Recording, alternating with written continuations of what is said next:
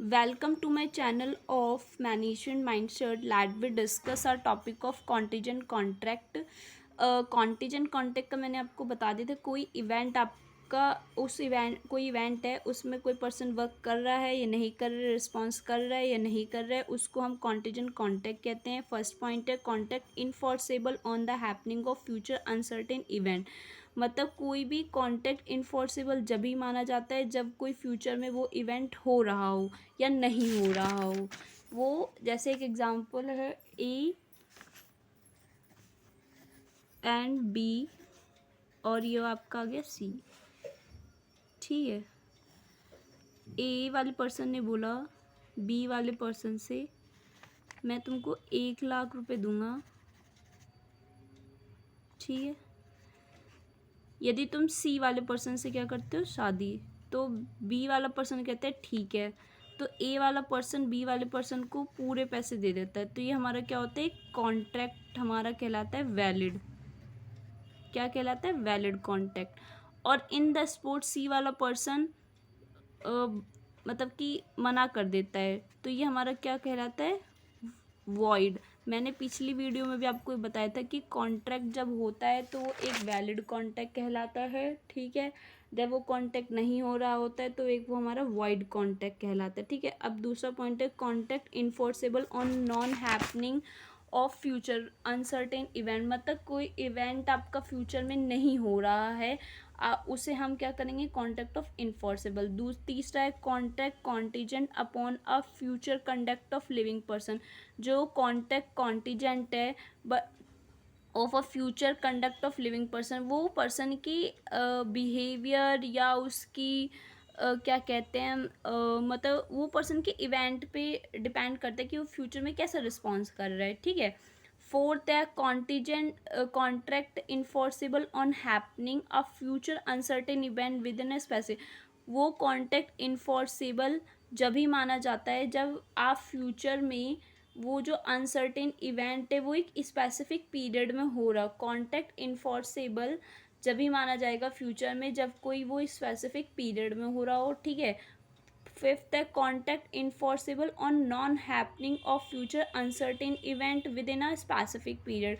जो वो कॉन्ट्रैक्ट है इनफोर्सेबल है ऑन नॉन हैपनिंग इवेंट, मतलब कि वो इवेंट नहीं हो रहा है, वो भी एक within specific period time पे, उसको हम क्या कहेंगे, contract of unenforceable. As a example लेते हैं, ये ए वाला पर्सन है और ये बी वाला पर्सन है। ए वाले पर्सन ने कहा कि मैं तुम्हारा सारा प्रोडक्ट ना टाइम से पहुंचा दूंगा अपनी शिप पे। इन द केस वो शिप ना डूब जाती है। ठीक है, तो जो बी वाला पर्सन है ना, जितने भी उसमें पैसे लगे हैं, मतलब ए वाला पर्सन बोलता है कि मैं ना सारे सामान तुम्हें पहुंचा दूंगा, यदि वो सामान नहीं पहुंचा तो तुम्हें 80 लाख रुपए दूंगा। तो कहता है ठीक है भाई, मैं आपकी बात पे एग्री हूँ। तो जो ए वाला पर्सन है, ये कॉन्टेक्ट क्या है, ये हमारा कॉन्टेक्ट हुआ ही नहीं है, ये एक आपका वॉइड कॉन्टेक्ट हो गया है। ठीक है, यदि कॉन्टैक्ट हो जाता वो आपका वैलिड कॉन्टैक्ट कहलाता। ठीक है, contact enforceable on non happening of future uncertain event with in specified period. मतलब जो कॉन्टैक्ट इन्फोर्सेबल है वो एक मतलब कि वो इवेंट एक स्पेसिफिक पीरियड में हुआ ही नहीं है, मतलब नॉन हैपनिंग मतलब कि नहीं हुआ है एक स्पेसिफिक पीरियड में, उसको हम क्या कहते हैं, कॉन्टैक्ट ऑफ इन्फोर्सेबल।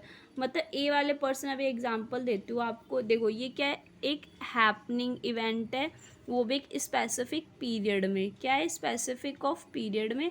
और ये नॉन हैपनिंग है, एक uncertain event with in a specific period में। जैसे अभी एग्जांपल देते हैं, ए वाले पर्सन ने कहा मैं ना तुम्हारा सारा प्रोडक्ट पहुंचा दूंगा एक शिप में बी वाले पर्सन को। ठीक है, यदि नहीं पहुंचा तो मैं तुमको 80,000 रुपये दे दूंगा।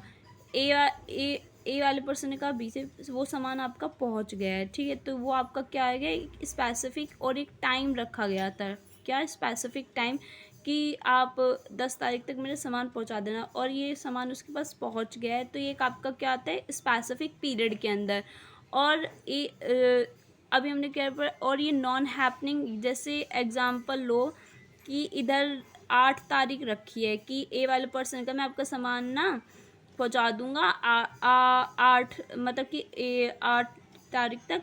और इन द स्पोर्ट यदि कोई शिप डूब जाती है या कोई मतलब कुछ भी हो जाता है एनी रीज़न, या कोई पर्सन बीमार हो जाता है और उसकी वजह से सामान पहुंचते हैं 9 तारीख को, तो वो क्या आएगा आपका नॉन हैपनिंग, मतलब एक स्पेसिफिक पीरियड में वो काम नहीं हुआ है। ठीक है। 6th है agreement contingent upon happening of a impossible event. जो एग्रीमेंट कॉन्टीजेंट जब ही माना जाएगा जब वो कोई इम्पॉसिबल इवेंट, मतलब वहाँ पे कोई इवेंट हुआ ही नहीं है, तो वो एग्रीमेंट ही किस चीज़ का माना जाएगा। सही कहा ना। एग्रीमेंट कॉन्टीजेंट जब माना जाता है जब कोई पॉसिबल इवेंट हो रहा हो, जब वहाँ पे वो इवेंट हुआ ही नहीं है तो वो एग्रीमेंट होगा ही, माना ही कैसे जाएगा। तो ये हमने पढ़ा है कि सबसे पहले हमने क्या पढ़ा, कॉन्टीजेंट कॉन्टेक्ट क्या होता है, पेपर में लिख देना। फिर एब्सोल्यूट कॉन्टैक्ट को एक्सप्लेन कर दें कि एब्सोल्यूट कॉन्टैक्ट वो कॉन्टैक्ट होता है जो एक simple, absolute contact is a simple contact is called है एब्सोल्यूट कॉन्टैक्ट।